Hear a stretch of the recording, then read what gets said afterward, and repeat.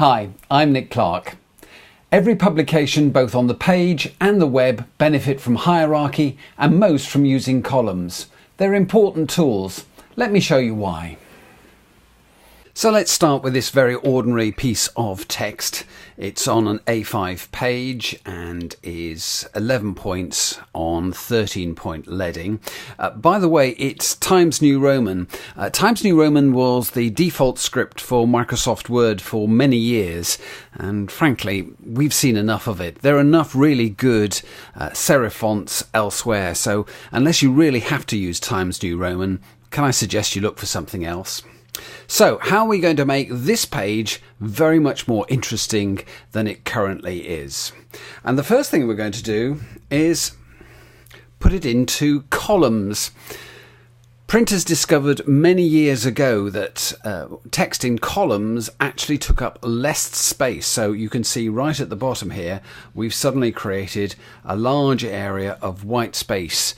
White space in design is fabulous because it helps focus the reader's attention on the words and the design on the page. So one of the things you should always be striving for is white space.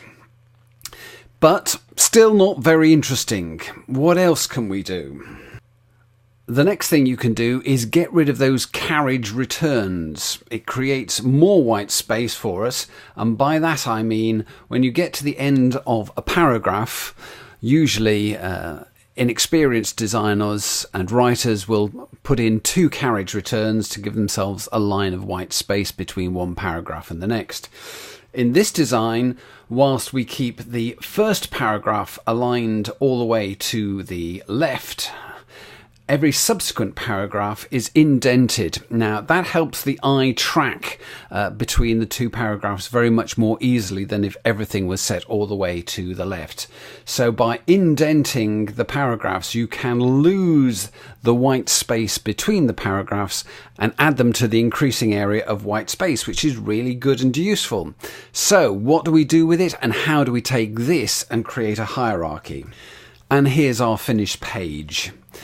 Every document must have hierarchy, by which I mean there should be headlines, possibly subheadlines. In this case, we've also got a pull quote. Pull quotes are really good at stopping people flicking through publications. Take the most interesting and exciting thing on your page and make it a highlight by making it a pull quote. And in fact, the pull quote is what I've done with the white space. And as you can see, the text is still laying as we saw on that previous page.